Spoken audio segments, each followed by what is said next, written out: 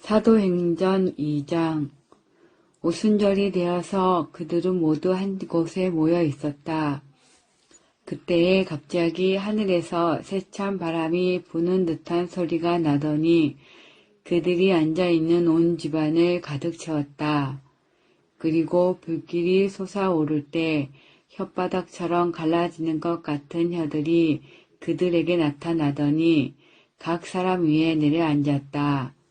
그들은 모두 성령으로 충만하게 되어서 성령이 시키는 대로 각각 방언으로 말하기 시작하였다.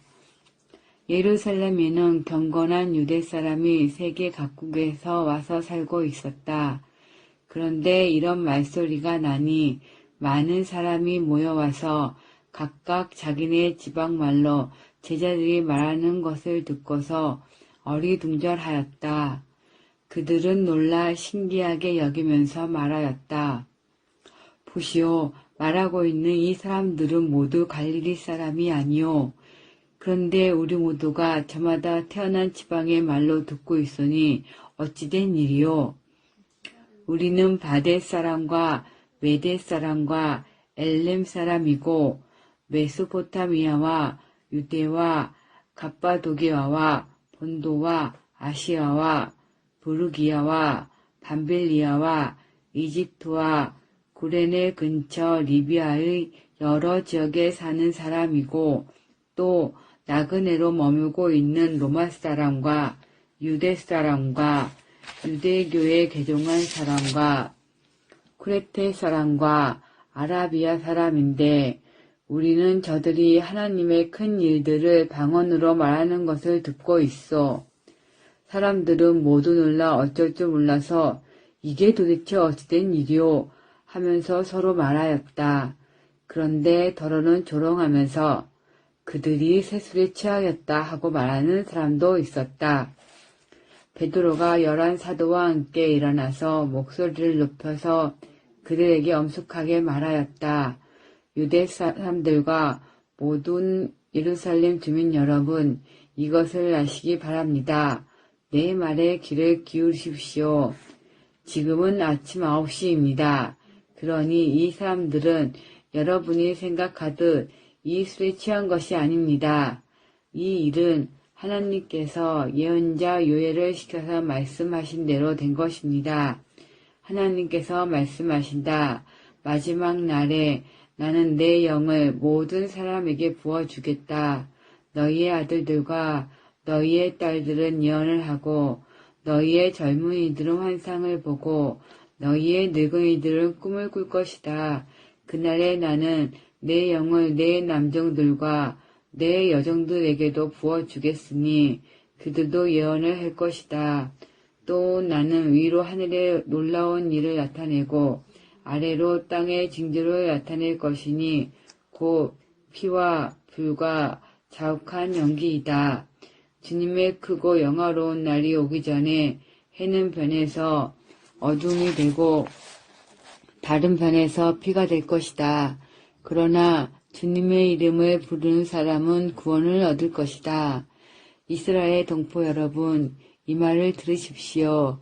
여러분이 아시는 바와 같이 나사렛 예수는 하나님께서 기적과 놀라운 일과 표징으로 여러분에게 증명해 보이신 분입니다.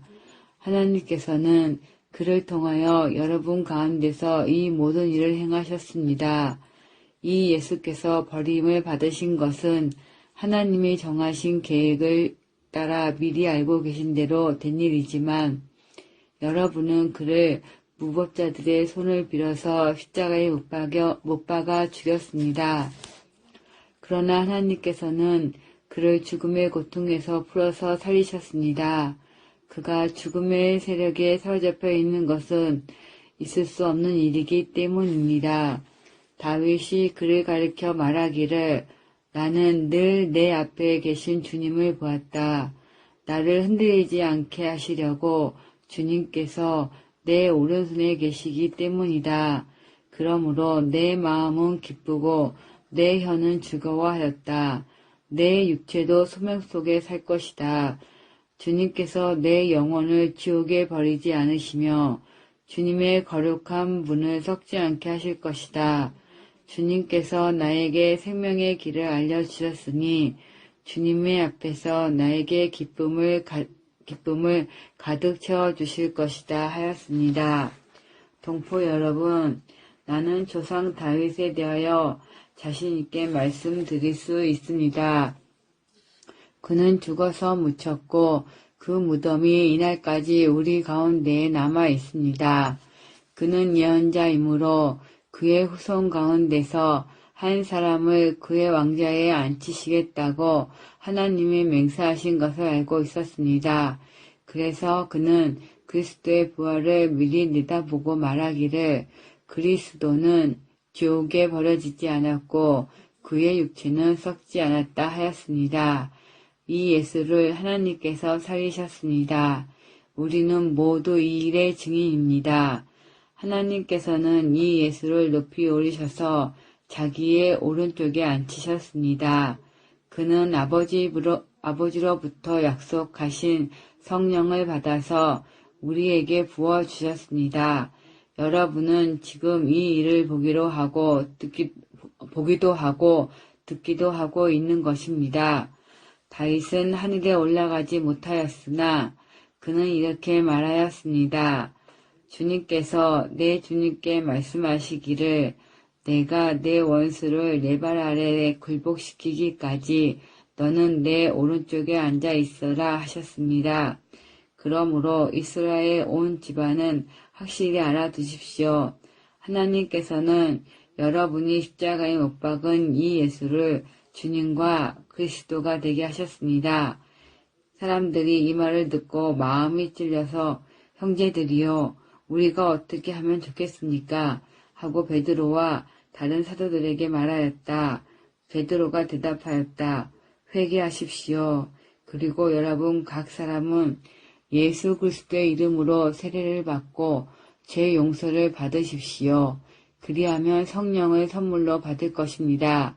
이 약속은 여러분과 여러분의 자녀와 또 멀리 떨어져 있는 모든 사람, 곧 우리 주 하나님께서 부르시는 모든 사람에게 주신 것입니다. 베드로는 이 밖에도 많은 말로 증언하고 삐뚤어진 세대에서 구원을 받으라고 그들에게 권하였다.